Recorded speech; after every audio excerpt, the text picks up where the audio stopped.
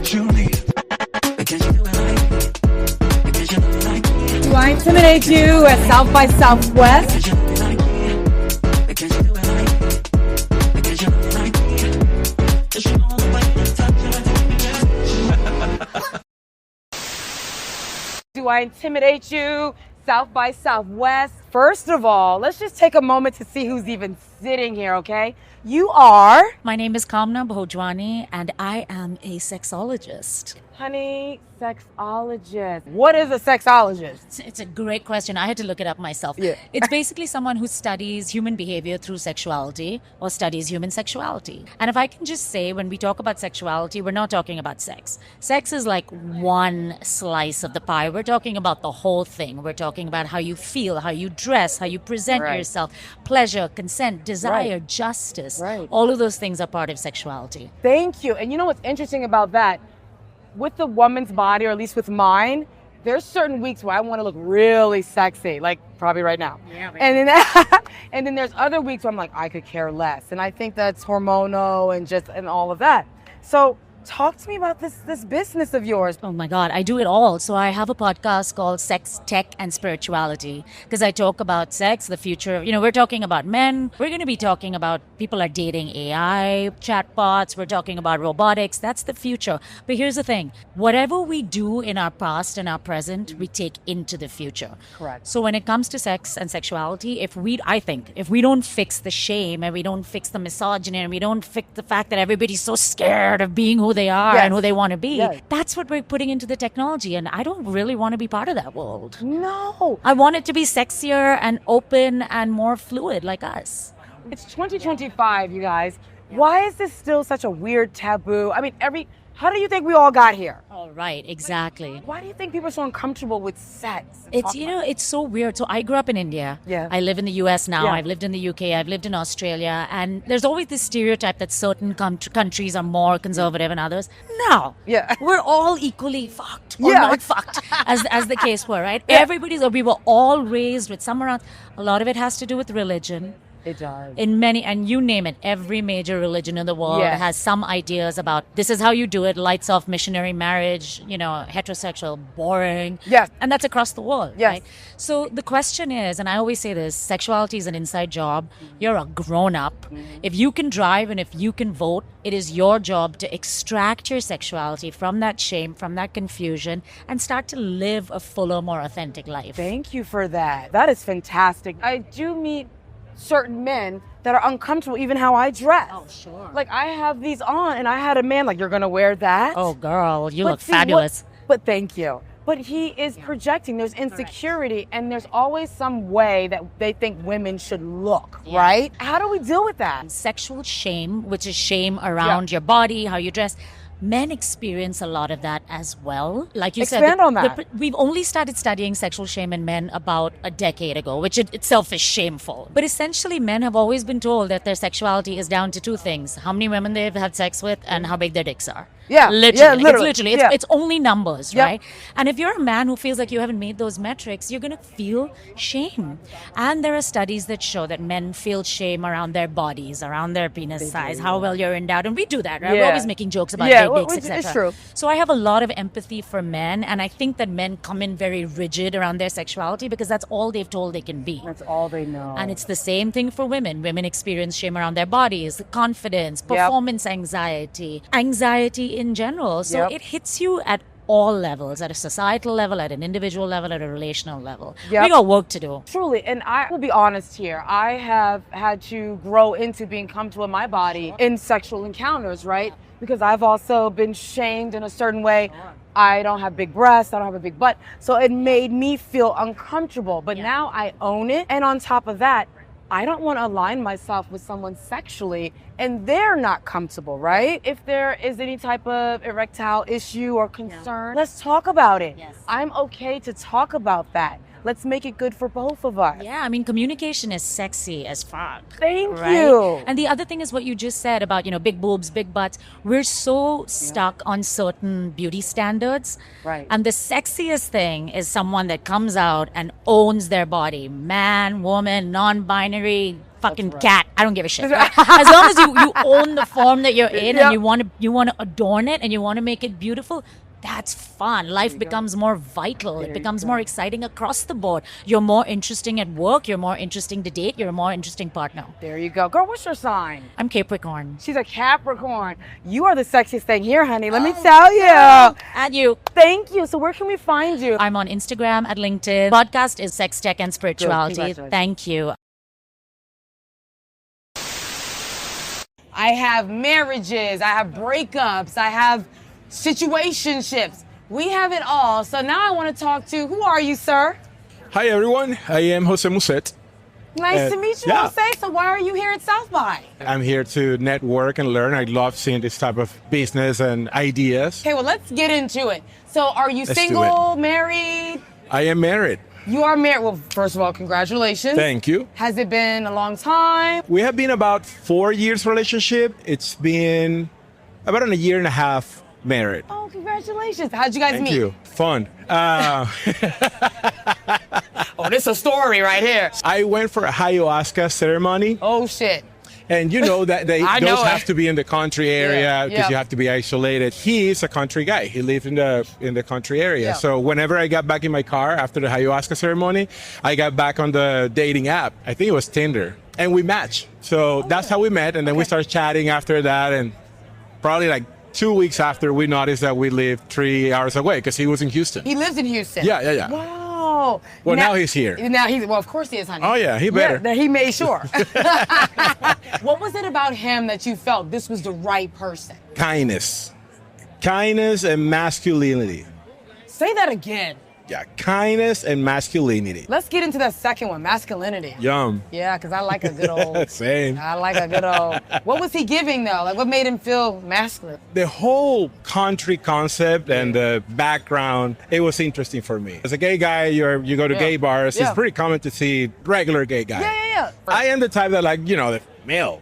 Yeah. So, the whole cow thing, it was hot. He sounds sexy. Now, when you were dating before you got married, any red flags? Like, did you see something that was like, oh, I don't know if I can do this? Totally. I still do. What did you do to get past that? Time, empathy. I'm not perfect. Yeah, none So of us every are. time I see a red flag or something on you, I'll always check on myself and, okay, but you are a little crazy or you're a little wild too. So let's try to balance it. Of course, they're non-negotiable, but Can you share a non-negotiable?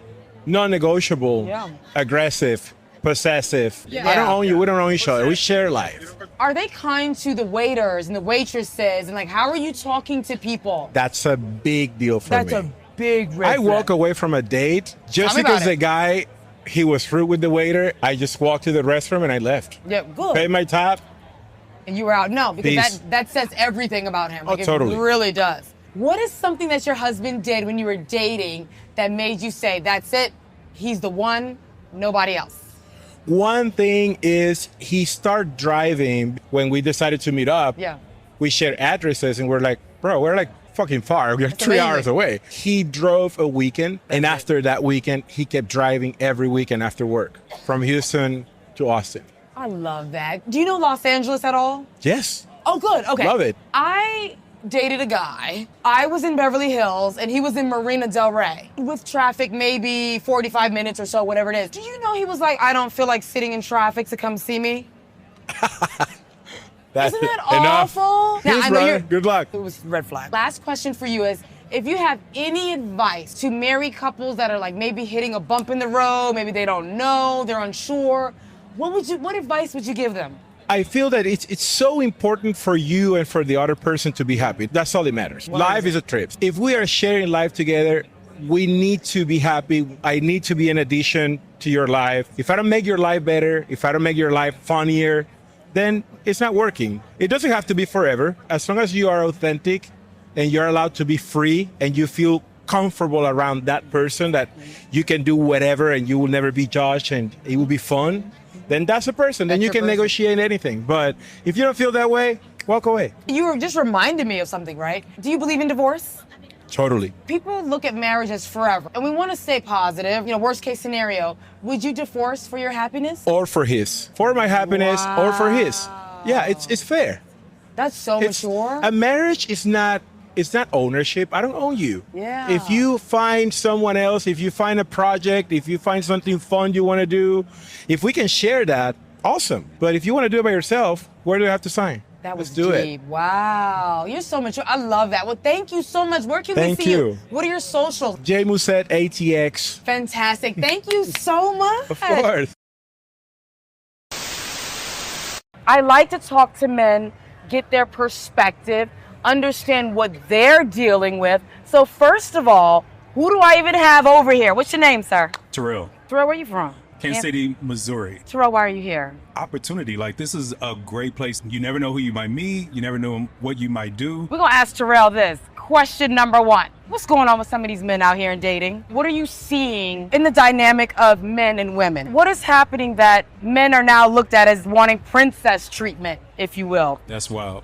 Who said that? A lot of people say that. There's men telling you they want princess treatment. No, they don't tell me, they show me. And what I mean by that, let me break it down to you. Men do not call you anymore. Men do not court you and ask you out on a date.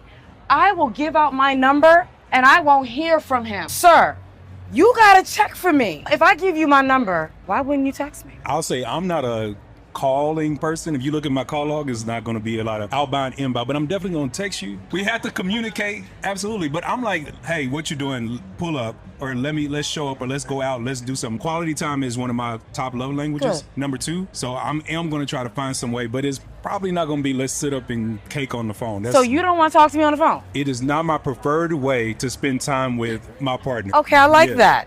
Except I do a lot of traveling. I've been divorced for about 5 years. Sorry to hear that. Thank you. Yeah, Thank you for that response. The number one response I got when I got divorced, what did you do? Nope. Most people, when they heard, okay, you're divorced now, they like, what did you do? No, they're I said, unhealed. She didn't want to be married anymore, and that was okay for her. Are you okay with that? I mean, are you? Was I okay with her decision? Yeah. No, I loved my family. I loved being a husband. I loved my children. But I want her to find happiness. I want her to find whatever. She still ain't found it. Or she might have. You know, who knows? That's her business. That's her pursuit. After fighting for many, many years, I had to come to a place within myself to just like, okay, you do what you need to do. Thank you for sharing that, really. So the brothers out here, I can't speak for everybody else, but I'll tell you, for me, it's been just a challenge. For one, I'm not outside very much. And I don't think a lot of people are outside. Like, nobody's going outside. Everybody's inside chilling. Not where I come from, honey. You from New York, right? Yeah. We outside. I'm from the Midwest. We're not outside. Okay. But I'm outside because I travel the world. Yes. I'm like looking for beauty everywhere I go. So I think that yields something. Second thing is, I think that today's woman can be intimidating. And then on another level, there's a lot of women who are not trying anymore. Yeah, I'm one of them. Not trying to be seen, not trying. You look like you put some effort into showing up at work today. I mean, unless you just like go to bed like this and wake up like this and it gets better. I mean, it's possible, but I'm just saying, like, you know why you're getting so much like, oh, you look good. No, I get like, that. In comparison, they are not trying. No one's trying anymore. So for me, it's like the standard has done something. It's crazy. It's wild out here. Now what am I supposed to do? You're supposed to be the confident man that you are. Well, I'm saying, like, so where's my standard supposed to go? So I'm kind of like you. Like, I'm cool with being single. I'm so content. My peace is my priority. And if you're going to come and try to interrupt that, then I'm good. When you say where do you go, though, right? Is that almost like dating down? Like you won't? Dating down is... some people don't like that. Well, I won't say that because I'm not up to say that someone is down. But what I won't do is date incompatibly. That's correct. What I mean. I like that. Yeah. So I like, to me, that chemistry, I know my top 3 things that I need in a relationship, and I'm like checking for those very quickly. If they're not there, then what are we doing? We're just having fun. I can do that too. Do you mind sharing those top 3 things? I would say these are the top 3 things that most men want. No. I want Terrell, honey. I am. I'm going to say, but this is my list. But I do think it is true of a lot of men. So they all begin with 3s. They're the 3 Ps. Why don't you start by guessing one, and then I'll give you the other 2. What does a man want? Yeah, well, you know, you might be done with us for a minute, but you still know. Respect. No, that's not good. That doesn't even give it a P. And you know why? You know why I'm not going to add respect? I'm not going to go too Bible on you. No, get into it, please. We know from the nature of mankind that that's one of the things that men actually need. It's like in a need. Sex. Respect? Sex. No, I'm saying that's why respect is not on the list. Like, I'm going to get that, but yes, but sex doesn't begin with a P unless we say. No, I'm not going to say Well, it. you're not going to say it, but I'm not gonna say it. It's the P word on my list. That's very important to me. All right, I get it. The other two, plate. So my primary love language is acts of service. So to me, the plate is proverbial. I don't mean you have to fix my plate, serve it to me. I can do that myself. And I'm very particular about it, so let me just do it. It's going to take a while to get that right, so I'm just going to do it, right? But the idea of you being kind and of Correct. service to me and the way in which we do that together, Correct. not into these old school, you're the woman, you need to, not any of that ridiculousness, but just this idea of this exchange. So yes, pussy, plate, but my primary one, the number one, forget the other two if I don't have this one, peace. I kind of have a problem with this. I always hear men say, she got to be my peace. I didn't say that. But I do hear that though, right? Like, you need peace. She's got to be my peace. What I hear when I hear that, I can't be my true authentic self and coming to you and saying, this is a problem, that is a problem, let's fix it. Because then it becomes oh, I'm nagging, oh, she's complaining, I want peace in the home. There's something about a man saying that a woman should bring peace. It's almost shutting her up in a sense. That's not me. That's not what I'm saying. If you're nagging, you're nagging. So don't try to say you're not nagging when you're nagging. There's a specific way that nagging is. So if you're nagging, own that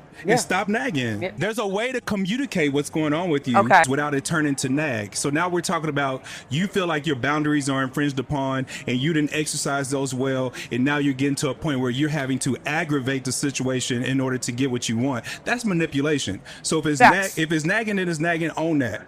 So I'm not talking about nagging. Facts.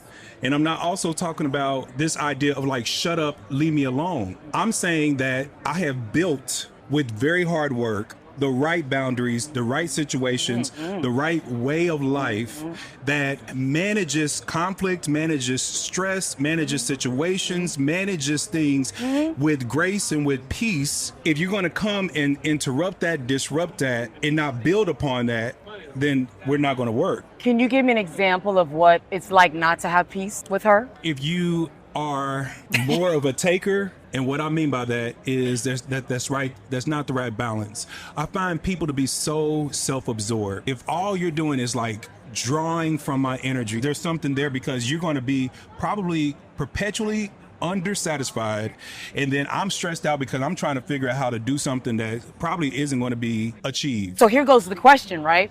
Is this nagging? Let's say you and I are in the house, right? And let's just say I want you to paint an accent wall. Now I've asked you on Monday, Tuesday, Wednesday. I'm gonna get to it. So by Thursday, now I got an attitude. How do you handle that? It's your fault. I'm not painting an accent wall. I'm not.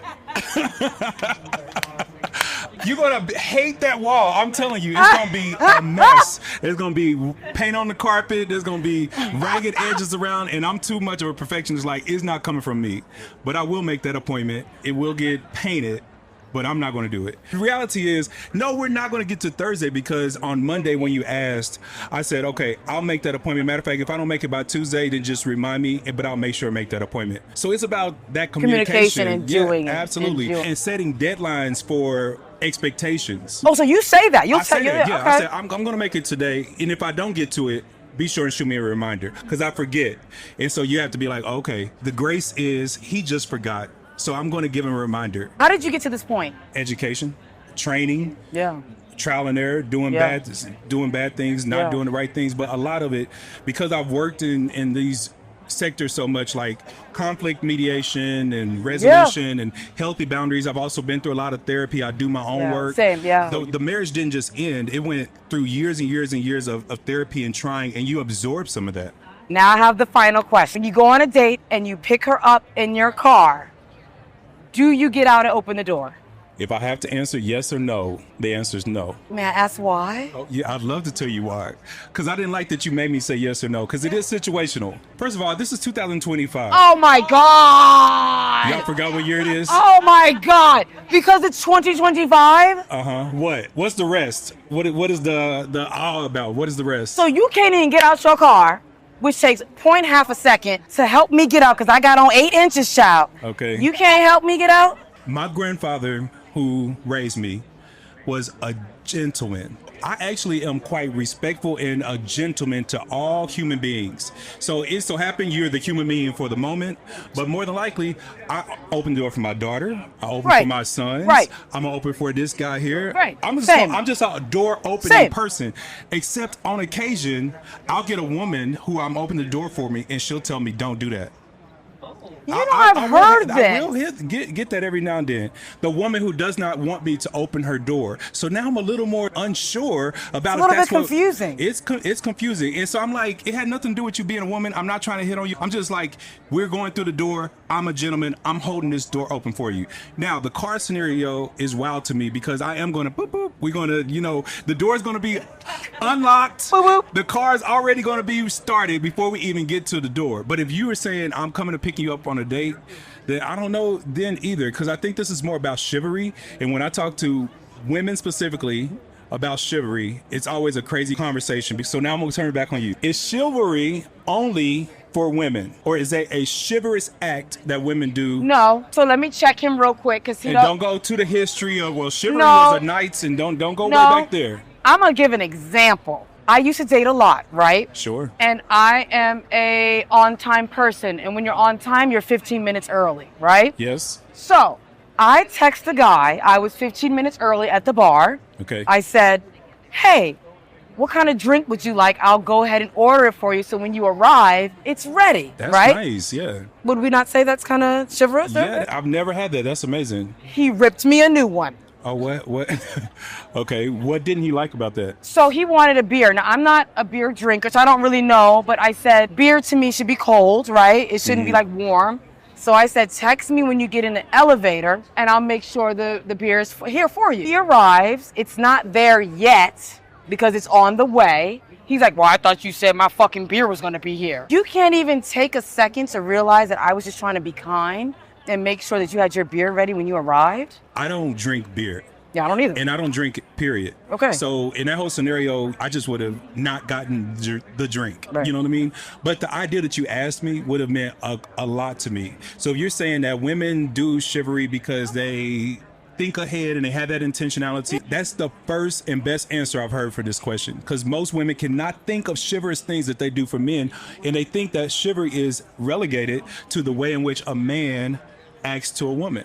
No. For instance, I gotta open your door. I gotta stand on the street side of the car. Well, you squinting your eye on that. What's wrong with that? I am, because that's ridiculous. If a car is gonna come up on the curve, it's gonna hit both of us.